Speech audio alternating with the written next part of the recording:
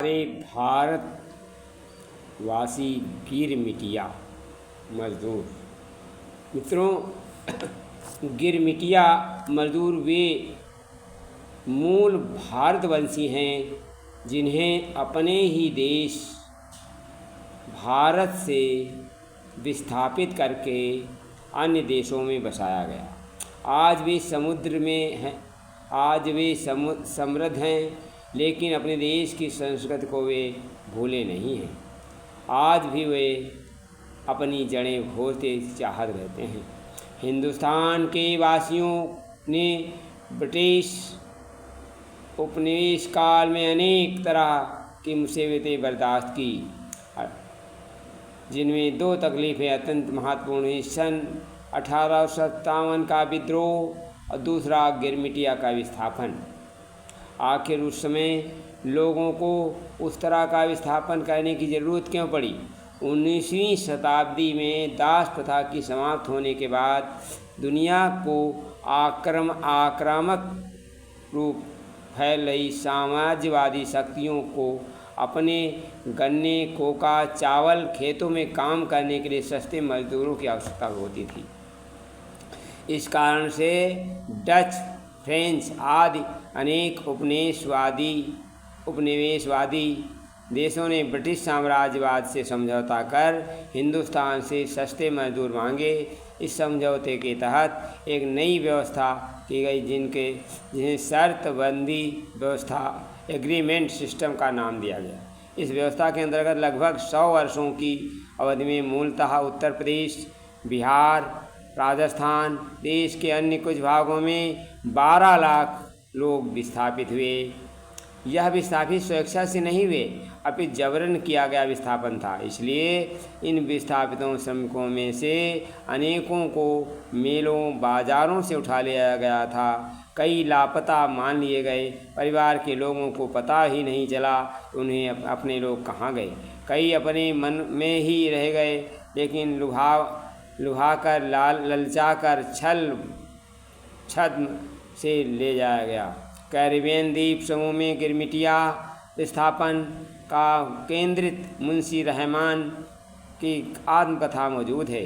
जीवन प्रकाश में बताते हैं, कईयों को यह पता नहीं था कि इतनी दूर ले जाए जा रहे हैं, जहां जाने से 6 महीने से ज़्यादा समय लग जाएगा।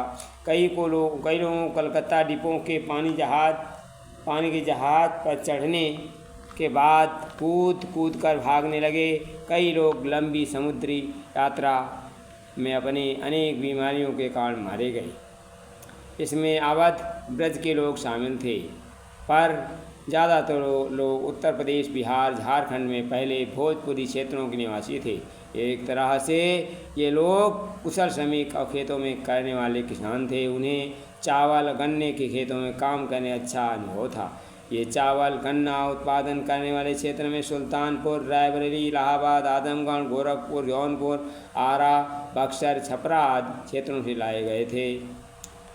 इन विस्थापितों को लोगों की संख्या में दलित और मध्य जातियों के लोग थे, लेकिन अन्य जातियों के लोग भी कम संख्या में नहीं थे। इन विस्थापितों के कई व्यक्ति 1857 में बंगाल आर्मी के सिपाही भी थे, जो उस विद्रोह के कारण अपनी नौकरी से हाथ धो बैठे। वे अपनी पहचान, नाम, जात छिपाकर मॉरिशस, फिजी, त्रिनिदाद, दक्षिण अफ्रीका गए थे। ये लोग प्रायः लोकभाषी व शिक्षित थे। इस विस्थापन के कारण अनेक शादीशुदा औरतें गांव में पतिहीन विधवा जीवन बिताते हुए रोते हुए मर गईं। अनेक बूढ़े माँ बाप आँखों में खो गए, लाल को देखने तरस गईं। अनेक ऐसे परिवार थे इस विस्थापन के बाद स्वजनों परिवार द्वारा देखने का अवसर न मिला। भोजपुरी के प्रसिद्ध नाटककार भिखारी ठाकुर ने इस विस्थापन के कारण देश में छूट गई औरतों के दर्द का बयान करने के लिए विदेशिया नामक भोजपुरी नाटक रचा है।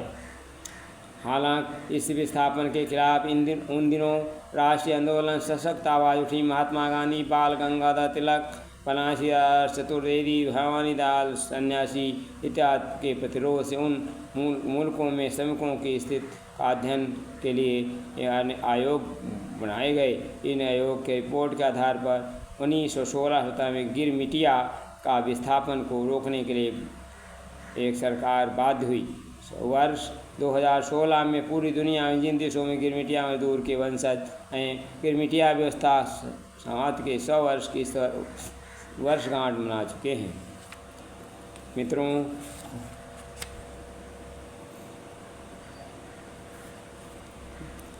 उनके जो पूर्वज भारत में अपने परिवार से विलग हुए, ज़्यादातर लोग अपने विलगाव दुख से ज़िंदगी भर उभर नहीं पाए।